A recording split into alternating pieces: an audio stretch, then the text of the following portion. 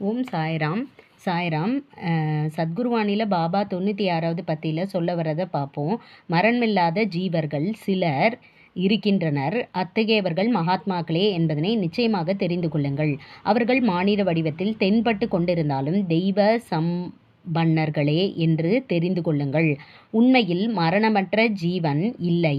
ஆயுள் தீராத உடல் இருக்காது. தேகம் அழிந்துவிடும் என்ற விஷயம் நிரூபணம் ஆகிக் கொண்டே இருக்கிறது. தேகம் அழித்தல் என்றால் மரணமே. மரணம் என்றால் திரும்ப செல்வதே அல்லவா?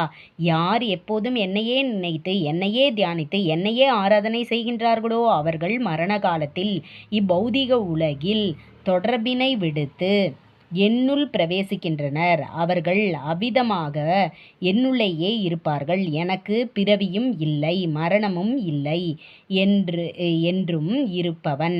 ஜீவர்கள் பிறப்பதற்கு முன்பும் இருந்தேன், இப்பொழுதும் இருக்கிறேன், எப்போதும் இருப்பேன். அந்த காரணமாகவே என் உண்மையான பக்தர்களுக்கு மரணம் என்பது இருக்காது.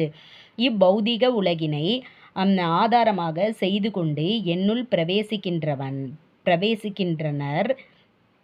என் சாநித்தியத்தில் மரணம் என்பது இருக்காது, மோட்சமே இருக்கும். என் வார்த்தைகளின் மீது நம்பிக்கை வை அப்படின்றாங்க பாபா. இதுலேருந்து என்ன புரிய வருதுன்னா, நம்ம எப்பயுமே பாபாவை நினச்சி கொண்டே இருக்கணும்.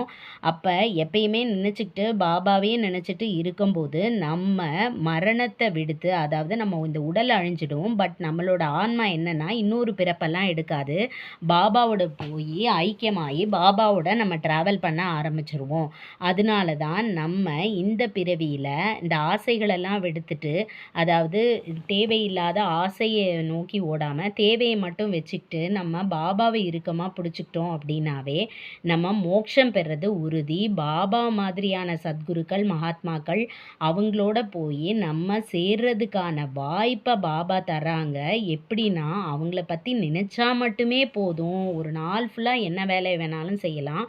ஆனால் நினைப்பு சாயப்பாவே செய்கிறாங்க, சாயே என்னுள்ள இருந்து செய்கிறாங்க அப்படின்ற நினைப்பு இருந்தாலே போதுன்றாங்க.